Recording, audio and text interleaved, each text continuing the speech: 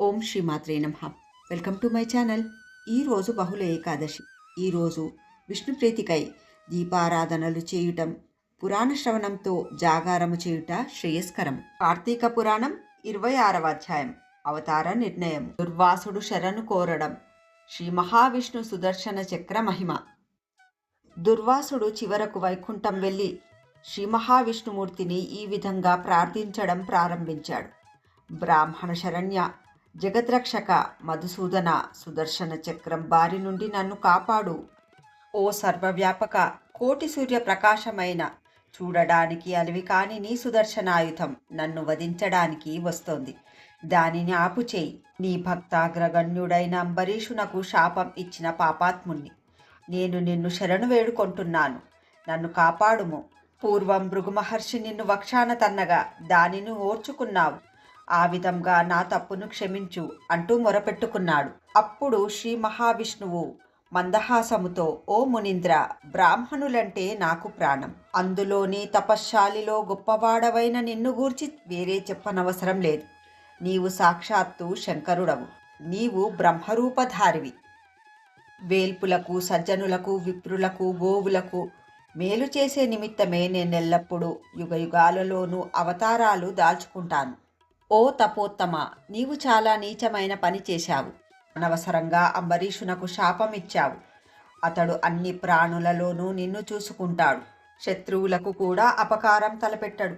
అటువంటి వానిని నిందించావు.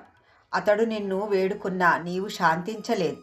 నీ వలన భయపడి అతడి హృదయంలో నన్ను శరణు కోరాడు.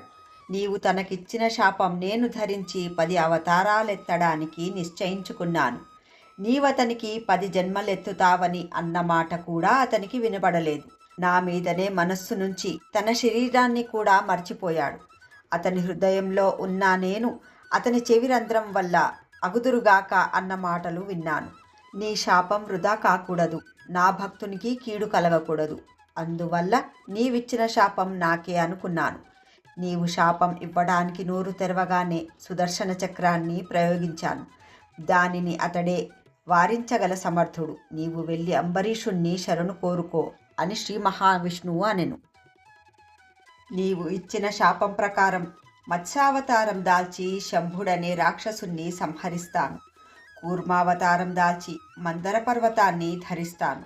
వరాహావతారం పొంది లోకకంటకుడైన హిరణ్యద్యాక్షుణ్ణి వధిస్తాను. ఇటు జంతువు ఇటు మనిషి కాకుండా నరసింహావతారం ఎత్తి హిరణ్యకశిపుని చంపుతాను. వామనావతారం ఎత్తి బలిచక్రవర్తి గర్వాన్ని అణుచుతాను. పరశురామావతారాన కసాయివాడిలా రాజులందరినీ నరుకుతాను. రామావతారాన రావణుని చంపుతాను. రాజార్హత లేని రాజుగా కృష్ణావతారాన పుట్టి పాపాత్ముడైన కంసుని వధిస్తాను. కలియుగంలో పాపాత్ముల్ని మోహింపజేసే నిమిత్తం పాషాండ మత బోధనార్థము బుద్ధుడనవుతాను. కలియుగంలో బ్రాహ్మణ శత్రువుల్ని చంపటానికి కలి అవతారాన్ని ఎత్తుతాను. ఈ విధంగా 10 అవతారాలు ఎత్తి నీవిచ్చిన శాపాన్ని సఫలం చేస్తాను అని శ్రీ మహావిష్ణువు తన అవతారాల్ని వివరించను. ఇది స్కందపురాణాంతర్గత కార్తీక మహత్యమందలి 26వ అధ్యాయం సంపూర్ణం. తిరిగి రేపటి అధ్యాయంలో మళ్ళీ కలుసుకుందాం. నమస్కారం. Thank you.